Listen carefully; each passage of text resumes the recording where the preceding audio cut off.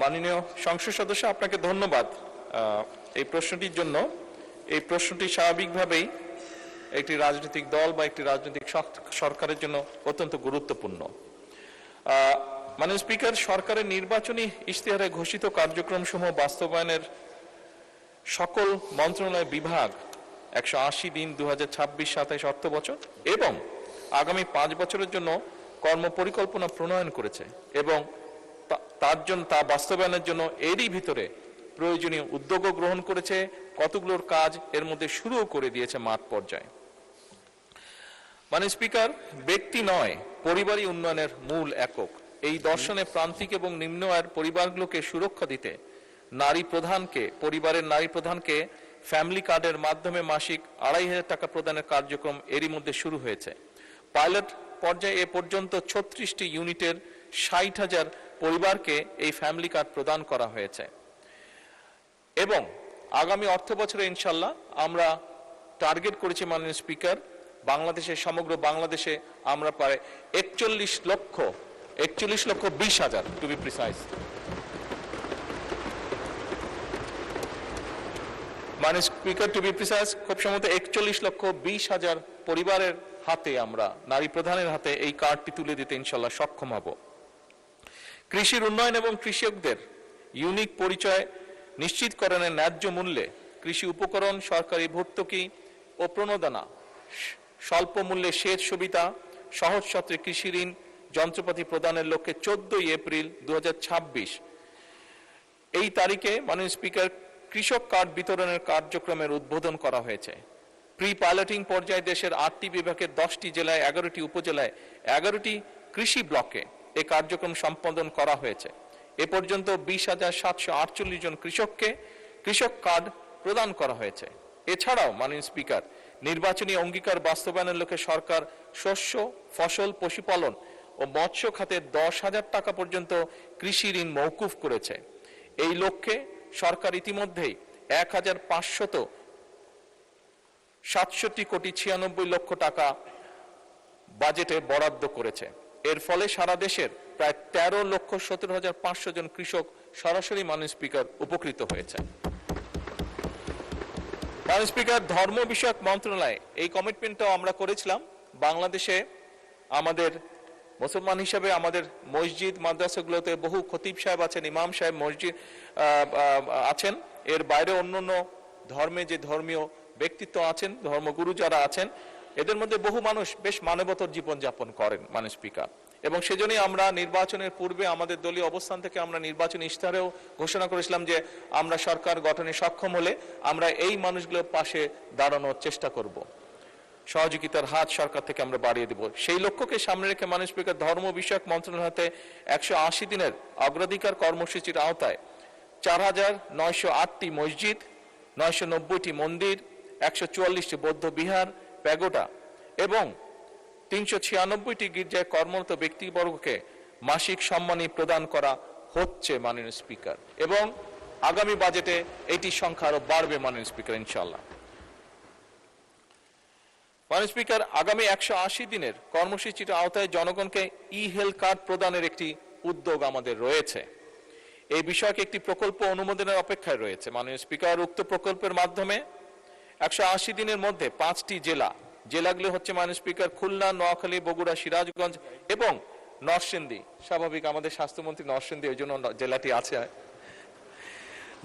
জনসাধারণকে হেলথ কার্ডের মাধ্যমে চিকিৎসা সেবা প্রদানের কার্যক্রম শুরু করা হবে মাননীয় স্পিকার ইনশাআল্লাহ। এই health card electronic patient referral system এবং ইলেকট্রনিক পেশেন্ট ম্যানেজমেন্ট সিস্টেমের সাথে সংযুক্ত থাকবে। সরকারের 180 দিনের কর্মসূচির আওতায় খাল খনন পুনর্খনন কর্মসূচি গত 16 মার্চ 2026 হতে এরই ভিতরে শুরু হয়েছে মাননীয় স্পিকার। বর্ষার কারণে অনেকগুলো খাল খনন কর্মসূচি বা পুনর্খনন কর্মসূচি আপাতত পর্যায়ক্রমিকভাবে স্থগিত রাখা হচ্ছে। মাননীয় স্পিকার, 31 মে 2026 পর্যন্ত পানি সম্পদ মন্ত্রণালয়, স্থানীয় সরকার বিভাগ, কৃষি মন্ত্রণালয় এবং দুর্যোগ ব্যবস্থাপনা ও ত্রাণ মন্ত্রণালয় কর্তৃক 666টি খাল পুনর্খনন কার্যক্রম চলমান। উল্লেখ, খাল পুনর্খনন খালের মোট দৈর্ঘ্য যেগুলো হয়ে গেছে মোটামুটি ভাবে মাননীয় স্পিকার, সেগুলো প্রায় 965 কিলোমিটার। মাননীয় স্পিকার, একটু আগে বেশ ঝমঝম করে বৃষ্টি হয়েছে। ছোটবেলায় আমি ক্যান্টনমেন্টে ছিলাম, আপনিও আমার ধারে কাছে ছিলেন মাননীয় স্পিকার। আমার মনে আছে তখন যখন বৃষ্টি হতো, আমরা যখন স্কুলে পড়তাম, একসাথে 5-7 দিন ধরে বৃষ্টি হতো। বিশেষ করে ক্যান্টনমেন্ট এলাকায় যেহেতু অনেক গাছ গাছে ছিল, সেখানে বোধহয় একটু বেশিও হতো খুব সম্ভবত। মাননীয় স্পিকার, আমরা খেয়াল করেছি হঠাৎ করে, আমি অনেকদিন পরে দেশে এসেছি, বাট এসে আমার খুব নজরে পড়েছে বৃষ্টির পরিমাণ বোধহয় দেশে অনেক কমে গিয়েছে মাননীয় স্পিকার। কিছুক্ষণ আগে 20-25 মিনিটের মতন বৃষ্টি হয়েছে, বাট এরকম বর্ষাকালে আগে যখন বৃষ্টি হতো একসাথে 3-4 দিন 5-7 দিন বৃষ্টি হতো। মাননীয় স্পিকার, যেভাবে গাছ কাটা হয়েছে সমগ্র বাংলাদেশে, এইটার একটি বিরূপ প্রভাব আমাদের আবহাওয়ার উপরে পড়েছে, এবং সেজন্যই এবং একই সাথে এত গাছ কাটার ফলে দেশে বিভিন্ন রকম যান্ত্রিক যে মেশিন, গাড়ি ঘোড়া এগুলো চলার ফলে এবং বিল্ডিং গুলা উঠার ফলে মাননীয় স্পিকার টেম্পারেচারও বেড়ে গিয়েছে।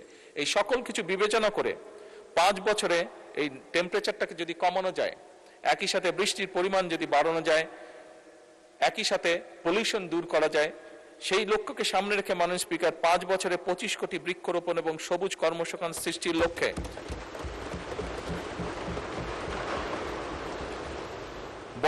বনায়ন সৃজনের জন্য ইতিমধ্যেই উদ্যোগ গ্রহণ করা হয়েছে মাননীয় স্পিকার। আসন্ন বর্ষা মৌসুমে আমরা চেষ্টা করছি ইনশাআল্লাহ 3,14,00,000 চারা আমরা রোপণ করব সারা দেশে। বৃক্ষরোপণ অনুষ্ঠান সম্পাদন করার জন্য স্থানীয় সরকার এবং এনজিওদের মধ্যে এরই মধ্যে মাননীয় স্পিকার সমন্বয় করা হয়েছে। মাননীয় স্পিকার, এই সংসদে দাঁড়িয়ে আমি বলেছিলাম একদিন যে বিগত অনেকগুলো বছর আমাকে বিদেশে বাধ্য হয়ে থাকতে হয়েছে, কিন্তু সেই সময় আমি দেখেছিলাম সেই দেশের শিশুরা কি সুন্দর জুতা জামা কাপড় পরে স্কুলে যায়, এবং আমার তখন ইচ্ছা ছিল কোনোদিন যদি আল্লাহর রহমতে সুযোগ পাই চেষ্টা করব এই দেশের শিশুদেরকেও যাতে এরকম একটি ব্যবস্থা করা যায়। এবং তারই অংশ হিসাবে মাননীয় স্পিকার, আগামী অর্থ বছরে সরকারি প্রাথমিক বিদ্যালয় বর্তমান সরকার ইনশাআল্লাহ 2 লক্ষ শিশুর মাঝে বিনামূল্যে স্কুল ড্রেস বিতরণ করার পরিকল্পনা গ্রহণ করেছে। এছাড়াও বিভিন্ন স্কুলে পর্যায়ক্রমিকভাবে 1 টিচার 1 ট্যাব পরিকল্পনা বাস্তবায়নের কাজ শুরু হয়েছে মাননীয় স্পিকার। এবং শুধু স্কুল ড্রেস নয়, স্কুল ড্রেসের সাথে বাচ্চারা যে তাদের খাতা কলম বই নিবে তার জন্য আমরা একটি ব্যাকপ্যাকও তাদেরকে দিব, যেই ব্যাকপ্যাকটি সম্পূর্ণভাবে তৈরি হবে বাংলাদেশে, এবং একসময় যে বাংলাদেশের সোনালী আঁশ পাট বলতে আমরা যেটিকে জানি, সেই পাট দিয়ে এই ব্যাগ তৈরি করা হবে মাননীয় স্পিকার। মাননীয় স্পিকার, কারিগরি ও মাদ্রাসা শিক্ষা প্রতিষ্ঠানসমূহ বাস্তবায়নে আগামী 100 দিনের মধ্যে দেশের 2336টি কারিগরি এবং 8232টি মাদ্রাসা শিক্ষা প্রতিষ্ঠানে ফ্রি ওয়াইফাই চালু করা হবে। মাননীয় স্পিকার, সারা দেশে শহর ও গ্রাম অঞ্চলে খেলার মাঠ নির্ধারণ ও অবকাঠামো উন্নয়নে কর্মকৌশল নির্ধারণে কেন্দ্রীয় পর্যায়ে গঠিত কমিটি কাজ করছে।